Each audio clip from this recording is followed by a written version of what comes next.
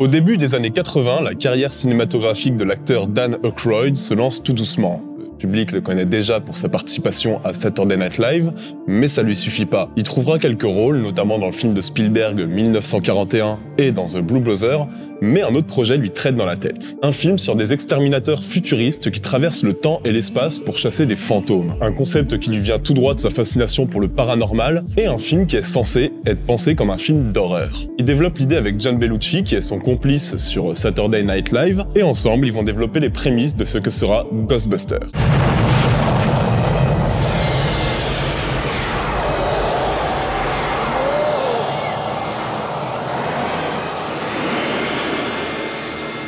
Mais en 1982, John Belushi meurt subitement, et ça c'est une tragédie qui va pousser Dan Aykroyd à finir le film pour lui. Assisté d'Harold Ramis, qui est un acteur scénariste, et de Ivan Reitman, le réalisateur, il va retravailler le projet et il va changer cette histoire de voyage temporel pour faire un film un petit peu moins cher, et ensemble, ils vont proposer ce projet à Columbia Pictures. Columbia qui est instantanément chauffé par l'idée, mais par contre, il préférait qu'on enlève un peu le côté film d'horreur et qu'on aille plus vers un film d'aventure en fait. Ok, donc Harold Ramis va contacter un pote à lui, c'est un certain Bill Murray, qui va rejoindre le casting et le film va vraiment se mettre en place. Bye bye, Egon.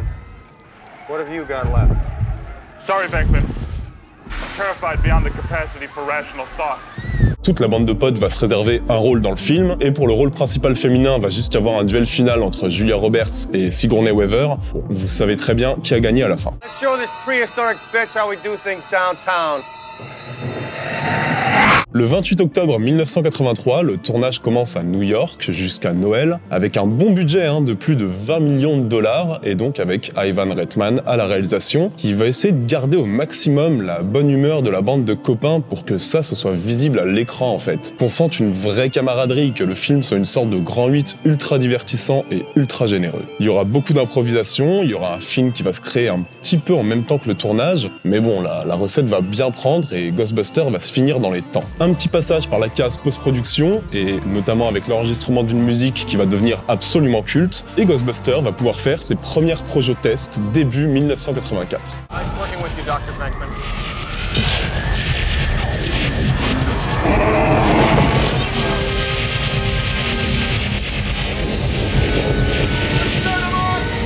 Alors ça se passe plutôt pas mal, les moments comiques fonctionnent, et du coup on va donner au film un gros budget promo. Et alors lorsqu'il va sortir en juin 1984, ça va être une bombe. 20 millions en un week-end, un box-office total de 230 millions, la création d'une marque ultra lucrative qui va faire place à 100 000 produits dérivés, plusieurs ressorties et même lancer une franchise entière. Ghostbusters, c'est un pari réussi, et l'idée d'abandonner l'horreur pour aller plus vers un film d'action, vers un film d'aventure familiale, c'est clairement pas étranger à cet énorme succès. Et la critique va pas s'y tromper, elle va saluer la bonne humeur du film, les interactions entre les personnages, les effets spéciaux à la direction artistique qui est quand même assez dingue pour l'époque, et tout ça va contribuer à faire de Ghostbusters un espèce de phénomène culturel assez dingue.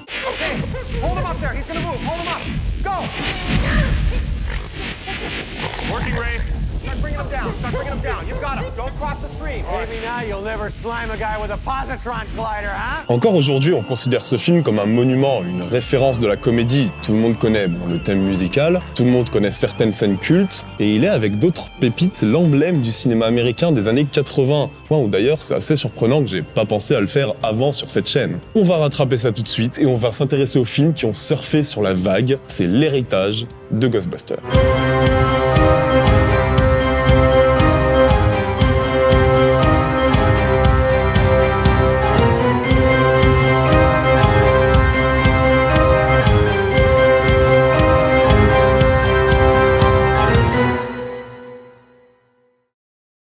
Ok, alors des comédies d'aventure avec une teinte de fantastique, avec des fantômes, avec un ton qui est quand même assez léger et assez familial et avec des vraies séquences comiques. Dit comme ça, il n'y en a pas non plus des tonnes. Et on va commencer immédiatement avec un film qui s'appelle High Spirit.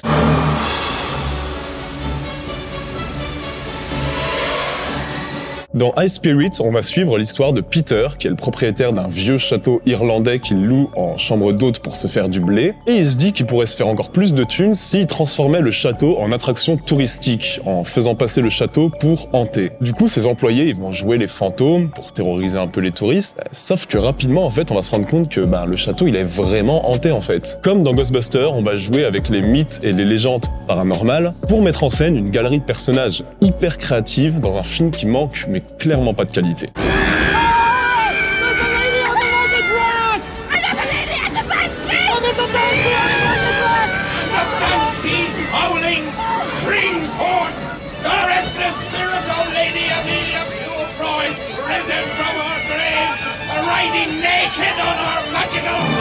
Ça commence comme une comédie assez classique où on voit comment Peter organise toute sa supercherie, comment il briefe ses employés pour faire peur aux touristes. Ça, c'est directement assez drôle et c'est vraiment rythmé à la perfection jusqu'à ce que le film devienne encore plus surprenant et qu'il prenne une sorte de virage vers le fantastique, qu'il devienne un vrai film d'aventure au fur et à mesure que les fantômes, les vrais fantômes, se manifestent. Et là, l'univers du film, il s'élargit, les personnages vont s'étoffer. On a notamment un Liam Neeson qui joue ici un fantôme meurtrier obsédé sexuel. On a un Peter O'Toole qui est débordé par la situation et qui tient vraiment bien le comique. Et ce qui est intéressant, c'est qu'on va pas non plus édulcorer le récit, c'est-à-dire que ici, par exemple, les fantômes, ils seront quand même assez flippants. Alors c'est un récit qui reste au premier degré, mais qui n'oublie pas non plus la bonne humeur, l'aventure, quelques moments assez comiques. Et là-dessus, le ton se rapproche complètement de Ghostbusters.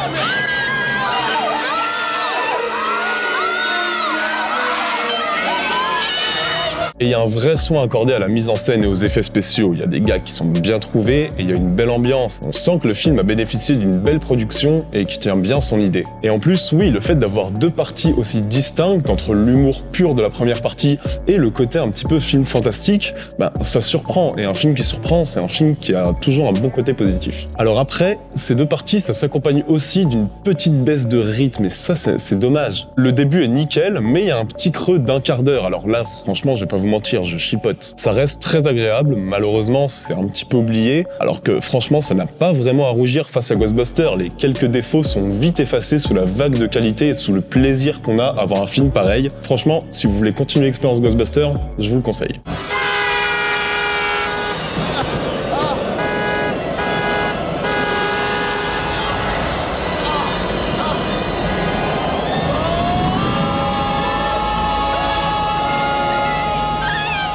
Ok, deuxième film, et je vais vous parler d'un film assez culte de mon enfance. Je l'ai découvert assez jeune et je l'ai revu avec grand plaisir pour cette chronique. On va juste remplacer les fantômes par Dracula, Frankenstein, un loup-garou, etc.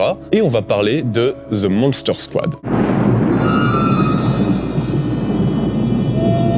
Bon, The Monster Squad, c'est un joyeux bordel qui part du postulat selon lequel Van Helsing a perdu son combat contre Dracula, et du coup Dracula revient entouré de tous ses copains monstres, donc des momies, créatures de Frankenstein, etc., pour faire régner le mal. Sauf qu'une bande de gamins décide de les en empêcher et de partir à la chasse aux monstres. Le lien avec Ghostbusters, il est quand même assez évident, vraiment c'est les fantômes remplacés par Dracula, mais c'est des gamins qui chassent les monstres. Faut se dire que ce film est sorti quelques années plus tard, quelques années après Ghostbusters, et qu'il en reprend quand même pas mal d'éléments.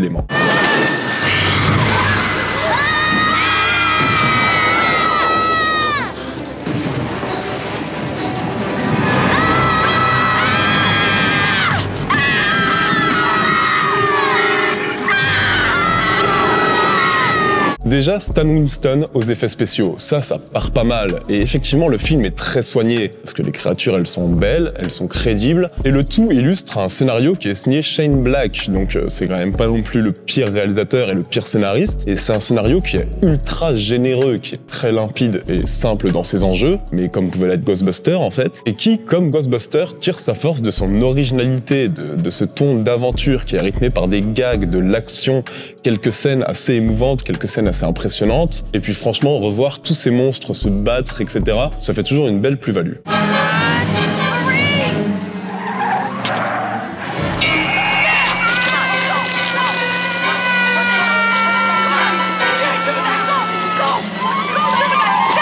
C'est amusant, c'est un film qui a un concept assez surprenant et surtout c'est le genre de film où on sent que tous les gens derrière ce film veulent faire le mieux possible. Du coup, tout est soigné, les acteurs s'éclatent, les décors sont quand même parfois magnifiques, et il y a une vraie vibe à mi-chemin entre Ghostbusters et les Goonies qui est surprenante et qui fait vraiment du bien en fait. L'hommage aux monstres de Universal, l'idée de replacer Dracula dans les années 80 avec une super reconstitution, les multiples clins d'œil aux classiques de l'horreur et la bonne humeur qui se dégage de l'ensemble, tout ça fait de The Monster Squad un film qui mérite vraiment d'être cité plus souvent. Je voulais vraiment parler dans cette chronique et je vous conseille de le découvrir si vous ne le connaissez pas, c'est un super film.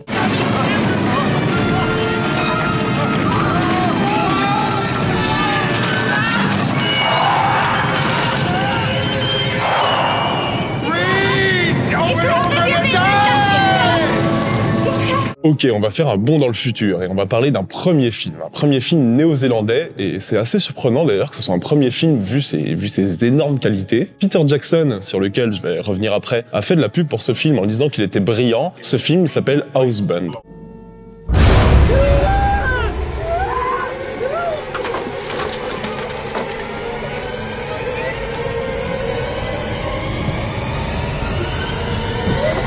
Alors, on va suivre Kylie, qui est une petite ado rebelle, qui fait quelques conneries, et qui se voit assignée à résidence chez sa mère et son beau-père. Sa mère est persuadée que la maison est hantée, Kylie, elle s'en fout un peu, jusqu'au moment où, ça dégénère, mais elle peut pas sortir, puisqu'elle est assignée à résidence. Du coup, on a un postulat où le personnage principal est pris au piège dans une maison qui est hantée, et à partir de ça, le film va verser dans l'horreur, et surtout la comédie la plus étrange possible, et clairement, pour moi, c'est un des films les plus drôles de Stop.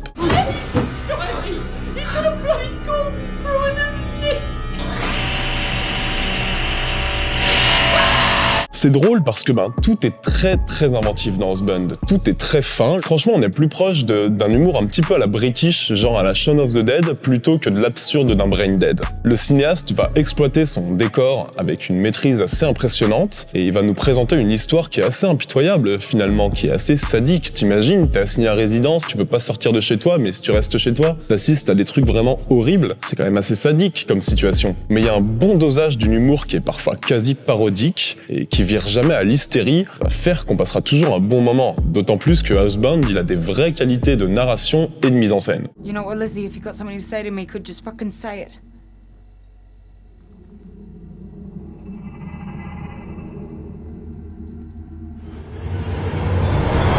C'est beau, c'est bien photographié, c'est le genre de film où on comprend dès les premiers plans qu'on est face à quelque chose qui aura une certaine maestria, une certaine virtuosité. Et c'est assez triste parce que Housebound, c'est un film qui est, à mon sens, qui est vraiment pas assez connu. Et c'est surtout assez triste de voir qu'après ça, le cinéaste, il a rien fait d'autre que quelques épisodes de série, mais pas fait de film quoi. Enfin, apparemment, il a un film qui est en post-prod en 2022, on va voir ce que ça donne, mais en tout cas, à part ça, il a rien fait d'autre. Parce que quand on voit le contrôle qu'il a sur Housebound, quand on voit l'écriture de ses personnages, de ses séquences comiques et horrifiques, on se dit qu'il était quand même hyper prometteur quoi. En tout cas, c'est un petit film qui a absolument pas fait le bruit qu'il mérite et que je vous conseille absolument.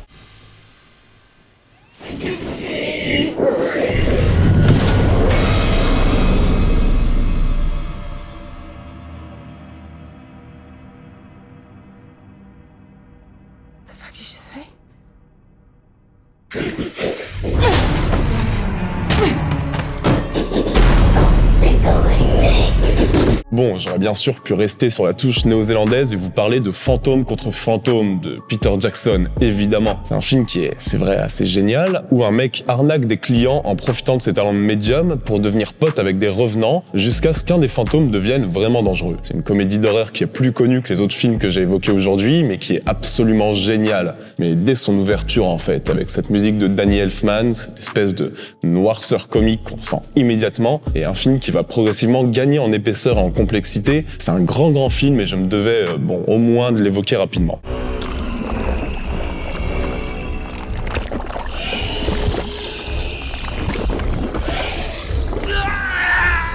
Voilà, j'espère que cette vidéo vous aura plu. J'espère que ce nouveau décor, cette nouvelle mise en scène vous aura plu, parce que vraiment, moi, je suis hyper content de ça. Ça nous a demandé un temps de ouf, ça nous a demandé la location d'un studio, une équipe, etc.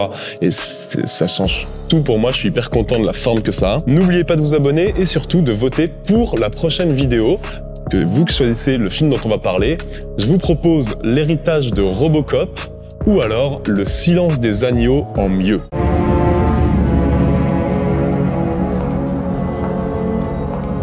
Voilà, n'oubliez jamais que vous êtes les meilleurs. On se retrouve très bientôt. Ciao à tous, bisous.